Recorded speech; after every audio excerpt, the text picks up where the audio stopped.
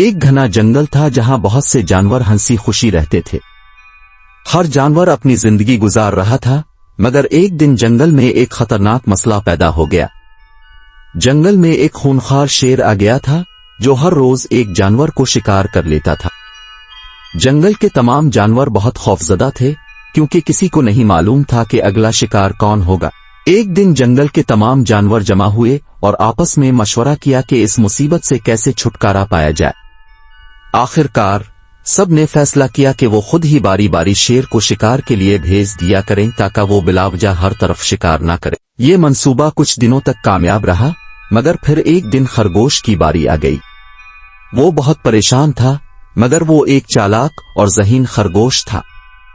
اس نے سوچا کہ اگر میں سیدھا شیر کے پاس چلا جاؤں تو میری جان نہیں بچے گی، لہذا اس نے ایک چالاکی بھری ترکیب سوچی۔ خرگوش نے جان بوجھ کر دیر کر دی اور شیر کے پاس وقت سے کافی دیر بعد پہنچا۔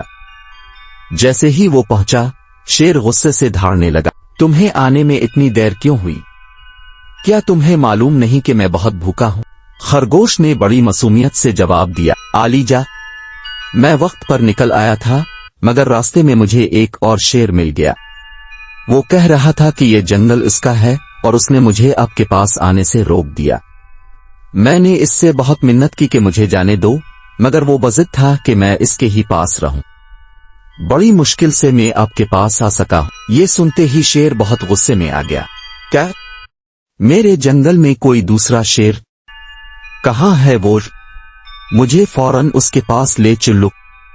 شیر گرج کر بولا۔ خرگوش نے کہا، حضور، وہ پاس ہی ایک کنویں میں بیٹھا ہے اور کہہ رہا تھا کہ وہی جنگل کا اصل بادشاہ ہے۔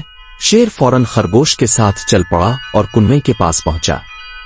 خرگوش نے شیر سے کہا، جناب، اگر آپ نیچے جھانک کر دیکھیں تو آپ کو وہ شیر نظر آ جائے گا۔ شیر نے جیسے ہی کنویں میں جھانک کر دیکھا، اسے اپنی ہی پرچھائی نظر آئی جو پانی میں صاف دکھائی دے رہی تھی۔ شیر نے سمجھا کہ واقعی کوئی دوسرا شیر کنویں میں بیٹھا ہے۔ وہ غصے میں دھاڑا اور اپنی طاقت دکھانے کے لیے زور سے دھاڑ ماری۔ پانی میں اس کا عکس بھی ویسے ہی دھاڑا جیسے وہ دیکھ رہا تھا۔ شیر کو بہت غصہ آیا۔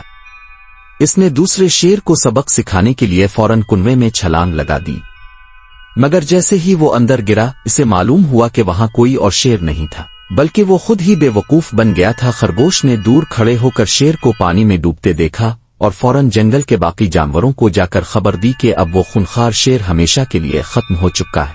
جنگل کے تمام جانور خوشی سے جھومنے لگے۔